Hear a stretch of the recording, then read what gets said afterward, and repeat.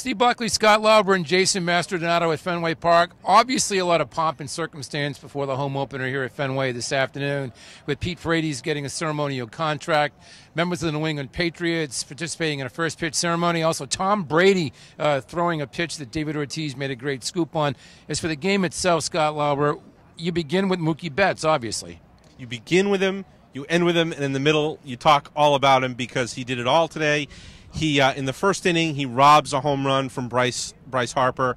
Then there's a double steal where he steals second, keeps on going, and steals third because the Nationals didn't cover.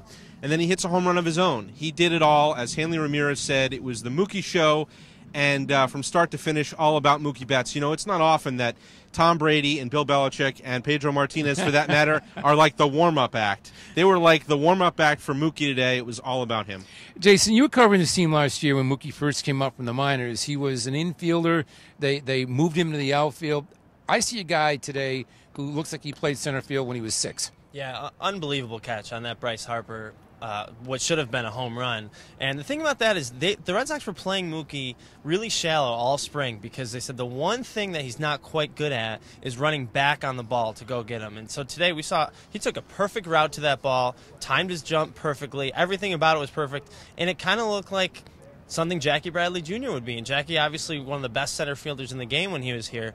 I don't know if Mookie's there yet, but that's the kind of play that a Gold Glove center fielder makes. You know, after the game, I had a chance to hear from Bryce Harper a little bit. And, you know, here's a guy who is 9 days younger, actually, than Mookie Betts, believe it or not. But they're really the same age. He's you know, been sort of the phenom forever. And, you know, the thing he knows about Mookie Betts, he really hasn't seen him play live.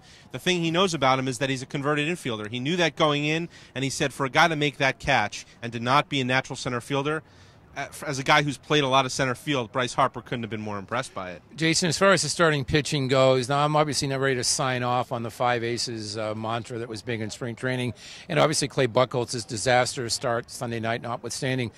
We're seeing a pretty good once around this rotation, though, so far, aren't we? Yeah, the first time through they had a 2.3 ERA. I mean, you can't ask for better than that out of these 5 guys. I think, you know, everyone's going to look at that second start by Buchholz where he gave up a career-high 10 runs and say that, you know, you're down on this guy all of a sudden. But it's one start. He's had a lot of bad starts before, and he's had a lot of good starts before. So Rick Porcello, I thought, listen, he wasn't at his best today. Gave up 4 runs, including 2 homers. But to go 8 innings when the team really needed him, I mean, that's exactly what he had to do. That's what a $20 million pitcher does, is go 8 innings when the team needs you to. And to wrap it up here, Scott, I know it's the first week of the season, and when they beat the Phillies in opening day, it was, okay, they're just the Phillies. There was a lot of all the Yankees thing.